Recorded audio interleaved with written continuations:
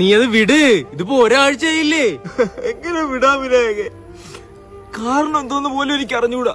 ഒരു കൂട്ടുകാരനടുത്ത് വേറെ കൂട്ടുകാരെ ആശ്വസിപ്പിക്കാത്ത ഡയലോഗാണ് നിനക്ക് പറഞ്ഞു തരാൻ പോണത്. നിനക്ക് അവളെ കാട്ടി നല്ലൊരു പിണിഞ്ഞ കിട്ടുകളിയാ. ഫ്രഷ്. ഇങ്ങനെ കരയാതിരികളിയാ. ഒരു മനുഷ്യന്റെ ജീവിതത്തിൽ ഇതൊക്കെ ഉണ്ടാകില്ല അല്ല. അതെ, എനിക്ക് ഇവനൊക്കെ എന്തുമാത്രം തേപ്പൊക്കെയാണ് കിട്ടിയിരിക്കുന്ന. അല്ല, നിനക്ക് ഞാൻ കുറച്ച് കാര്യങ്ങൾ പറഞ്ഞുതരാം. നീ അവക്ക് വേണ്ടി കരഞ്ഞു കരഞ്ഞ അവസാനം നിന്റെ കണ്ണീര് നിൽക്കുന്ന സ്ഥലത്ത് നീ ഒരു കാര്യം ആലോചിക്കും, ഞാൻ എന്തിനിങ്ങനെ കരയണം. അവിടെ ചിന്തിച്ചു തുടങ്ങും നിന്റെ ജീവിതം. അവിടെയാണ് നിന്റെ ടേണിംഗ് പോയിന്റ്.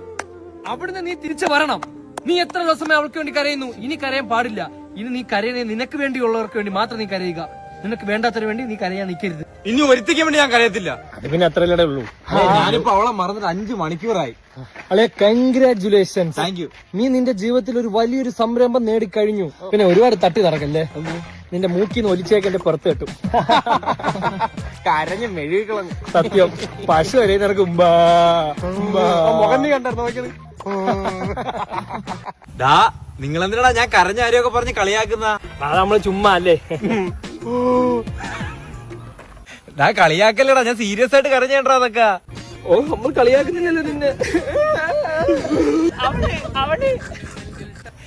എന്നാ ഒരു കാര്യം പറയട്ടാ, ഞാൻ നിങ്ങളെ പറ്റിക്കാൻ വേണ്ടി കരഞ്ഞാണ്. എനിക്ക് കരച്ചിലൊന്നും വരത്തില്ല. ഓളെ, നീ കരയാതിരിക്കെ കരയെന്തുണേ ചെയ്തോ, നമുക്ക് കരച്ചിൽ വരുന്നു.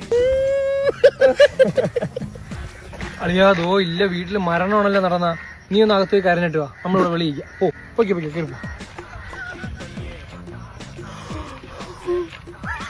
ഓ, നിന്റെയൊക്കെ കളിയാക്കൽ കണ്ടാത്തത് ഞാൻ മാത്രമാണ് കരയുന്നത്. നിങ്ങൾ രണ്ടും കരഞ്ഞിട്ടുണ്ടല്ലോ. ഹാഷർ, ഇനി ആളിനെ കളിയാക്കണ്ട. Okay okay okay. കളിയാക്കിയാലേ അവൻ ചിലപ്പോ ഇനി ഇരുന്ന് കരഞ്ഞു കളയും. ഇനി ഇത് ആലോചിച്ചിരുന്ന് കരയല്ലിയാ. ചിലപ്പോ എനിക്ക് തോന്നിപ്പോവും ഇവന്മാർക്ക് 2 തന്നമാരുണ്ടോന്ന്. ഏത് കാര്യം പറഞ്ഞ് എന്നെ ആശ്വസിപ്പിച്ചോ അതേ കാര്യം പറഞ്ഞ് തന്നെ എന്നെ കളിയാക്കുന്നു. ജീവിതത്തിൽ എനിക്ക് പറ്റിയ ഒരേ അബദ്ധം ഇവന്മാരുടെ മുന്നിൽ ഇരുന്ന് കരഞ്ഞത്. ഈ ഊക്കലുകൾ തുടരും.